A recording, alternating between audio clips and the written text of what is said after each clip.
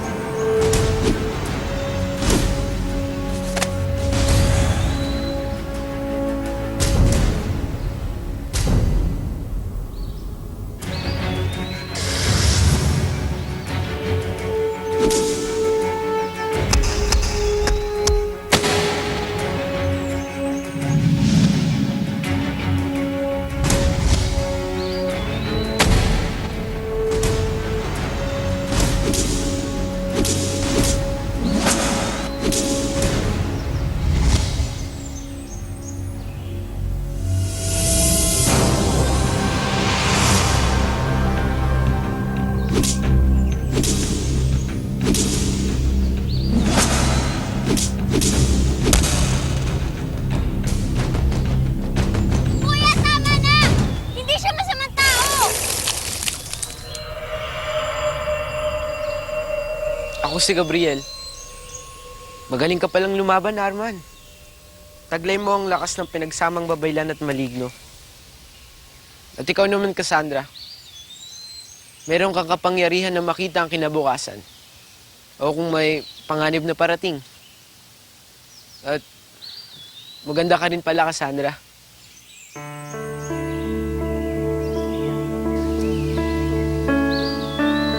Cassandra! Nahilo na ako sa kahanap sa inyo. Bakit kayo dito napunta? Nagtataguan na po kami, Lolo. Lolo mo, nanganak na po ba si nanay? Oo, at lalaki ang bunso ninyo, si Alim. Kuya, may kapatid na tayo! At magalapit pa ang birthday naming dalawa! Oo nga, tara puntahan na natin. O tara, tara! Sige po!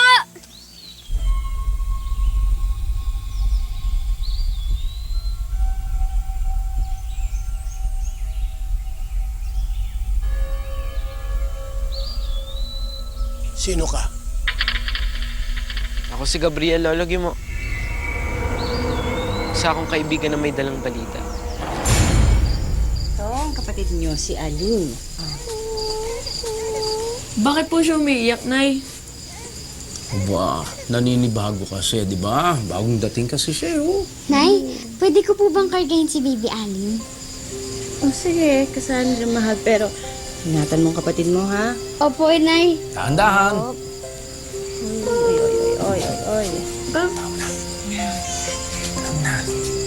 Papa Jesus, Mama Mary, Nandito na po si Baby Alim.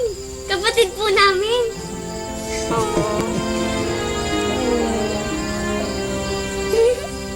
Aba, Cassandra.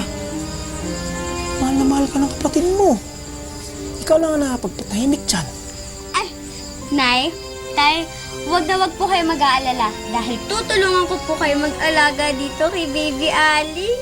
Maraming salamat, anak. Napakabait mo talaga. ha?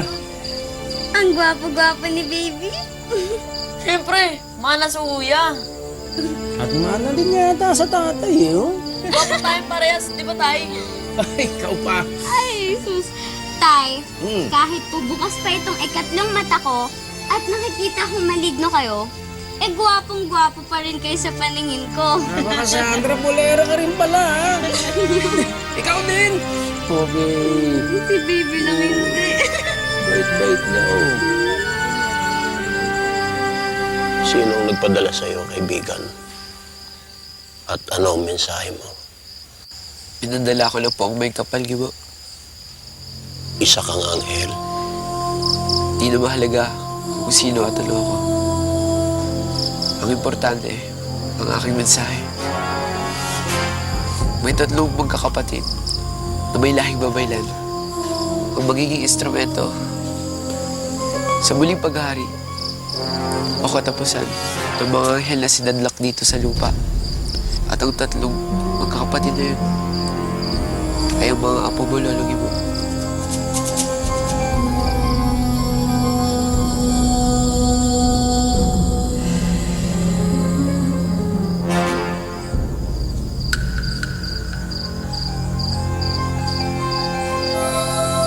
Uriel, Larissa, isang mensahe nang galing sa langit.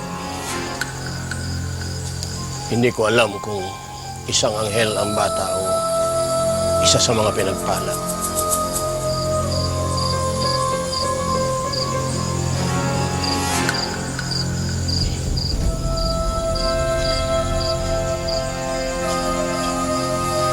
Ayon sa kanya, ang mga anak ninyo ang tinutukoy sa propesiya. Sila ang tatlong magkakapatid na mula sa lahi ng mga babaylan na itinakda. Anong itinakda, Papang? Ang mga apo ko ay itinakdang uubos sa lahi ng mga maligno o magiging daan upang muling maghari ang lahi ng mga maligno sa sangkatauhan. Alam ko ang tungkol sa propesiya, Larissa. Pero hindi ko alam mga bata pala yun. Mga anak natin.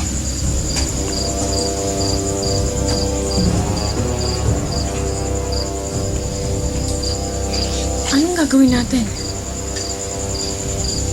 Unang kabilog ng buwan, magigipagpulong ako sa mga malinaw. Aalis ka?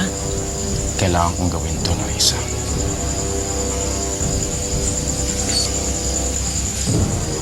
Masama ang kutob ko, Uriel.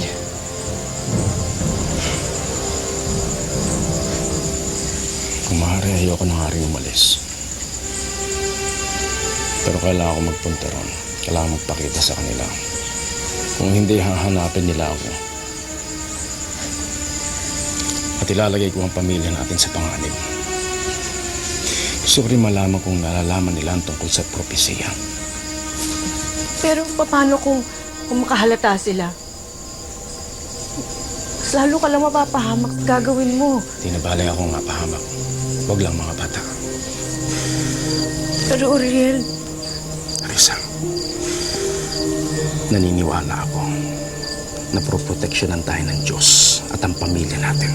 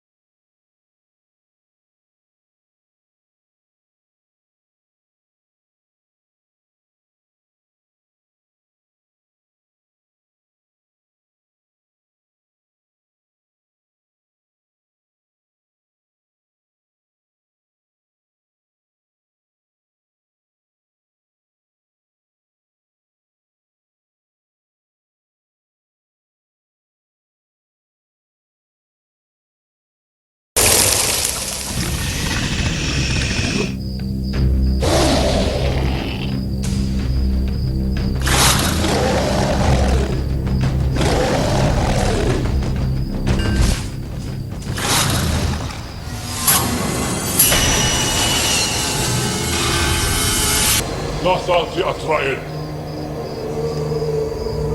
Ipagpaumanhin ninyo. Iwan niyo ko. Nakakaabala. Iwan niyo ko. Gusto ko lang bigyan ng pasalubong si Abdon. Iwan niyo ko. Ang huling babaylan ng Norte. Hindi niyo kami maubos mga babaylan.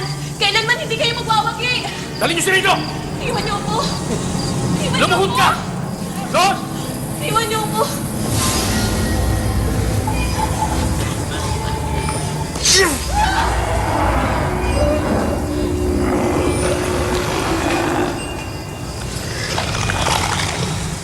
Kamahalan, may natugis kami sa timog, pero nakatakas sila. Magagaling magtago ang mga babaylan sa silangan. Matutuntun ko na rin ang kanilang tinataguan. Aba, Riel, ang kinakalawa ka na. Dumadalang ang pagtugis mo sa mga babaylan. May problema ka bang kinaharap? Gusto mo ba na may tumulong pa sa'yo sa paghahanap sa mga babaylan sa silangan? Pasensya na, Abdon, pero talagang magagaling sila magtago. Pero hindi ko na kailangan ng karagdagan pang tulong. Bueno, makinig kayong lahat. May isang balitang dapat kayong malaman. Ayon sa signos na nakita ni Arman, ipinanganak na ang tatlong magkakapatid na babaylan na siyang magiging instrumento ng ating paghahaling muli o ng ating katapusan. Mula ngayon, ang misyon natin lahat ay patayin ang tatlong magkakapatid upang muli tayong maghari sa mundong ito!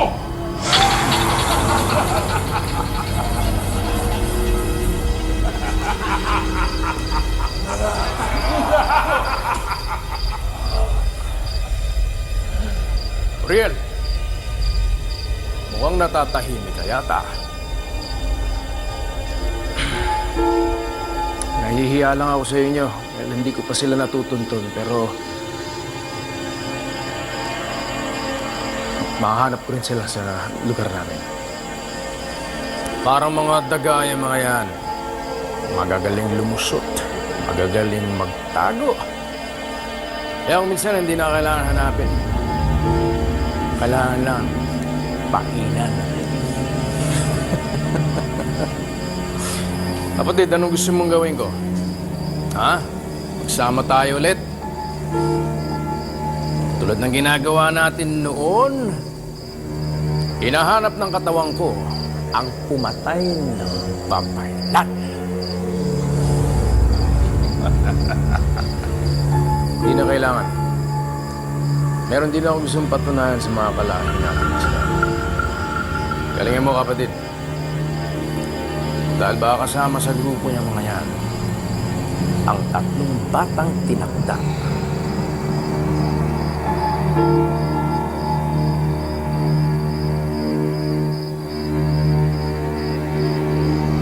Poong may kapal. Huwag niyo pong pabayaan ang aking pamilya.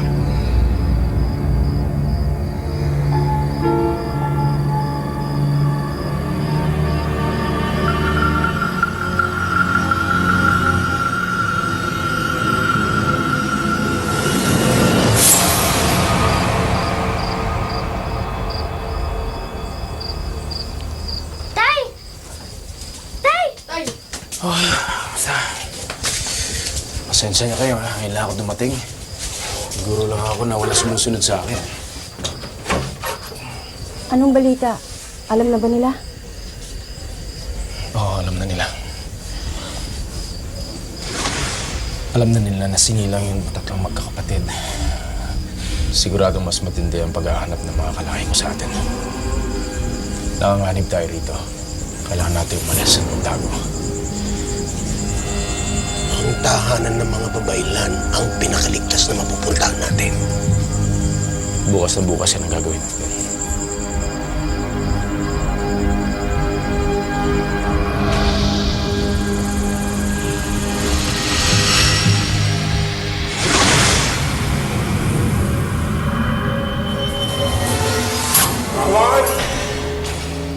Labas ang mga bihag!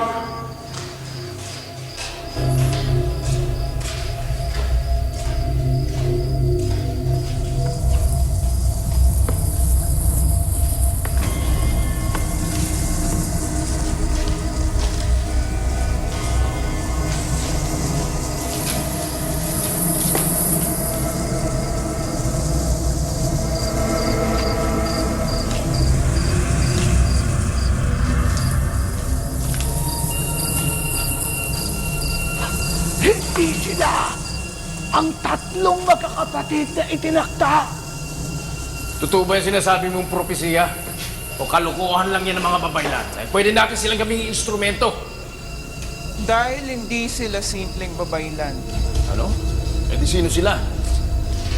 magkahalo silang babaylan at malignong tulad natin. Nahihibang si Camila. Sino naman ang malignong papatong sa babaylan? Sabi mo nga sa akin at sinong babaylan ang papatong sa maligno? Ang kakambal mong si Uriel. Camila, huwag mo sasabihin sa akin nagbibiro ka o nagsisinungaling. Dahil kung hindi, sariling ulo mo ang gugulong sa lakisan. Papatunayan ko sa'yo.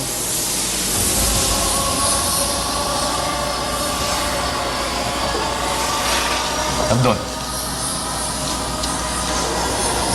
Kung totoo ang lahat ng mga sinasabi ni Camila, ako mismo ang puputol ng ulo ni Uriel at ang kanyang mga pamilya.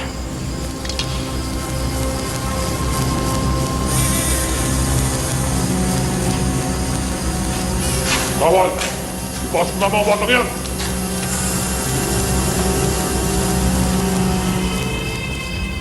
Robot! Ihanda mo ang kawal! Ano itong batang to? Kanina, ang kulit-kulit. Sabi niya, tutulungan niya ako. Tinulugan naman niya ako.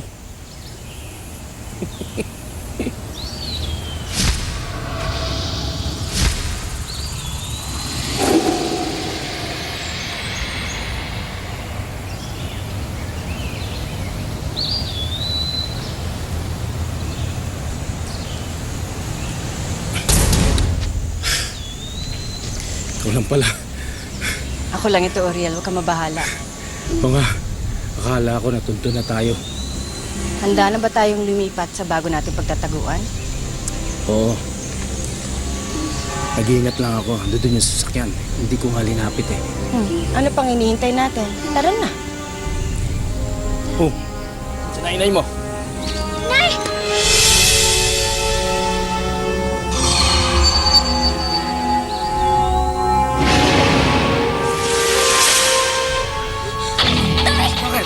Hindi siya si nanay!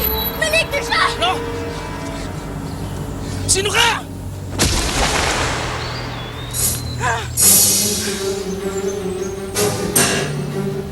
Tama na bang ebidensya yan, Azrael? Tay!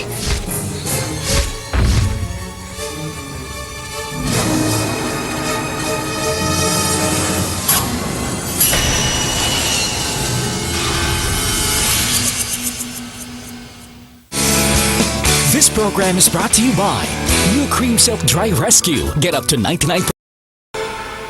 Anong ginagawa mo rito, Azrael? Ako ang dapat magtanong sa inyan, Uriel. Anong kahibangan itong ginagawa mo? Tay, bakit magkamukha kayo? Pero salbahe naman siya. Kakambal siya ng tatay. Azrael, kiusap ko sa'yo. Huwag mo sasaktan tong bata. Kadugo mo rin siya. Wala akong katugong pabaylan. Ibigay mo sa akin yung bata. At dalhin mo ako sa mga kapatid niya. Bago kita tuluyang patayin, Uriel! Tumakbo ka na, Cassandra! Pero tay! Tumakbo ka na, dali! Habulin mo ang bata!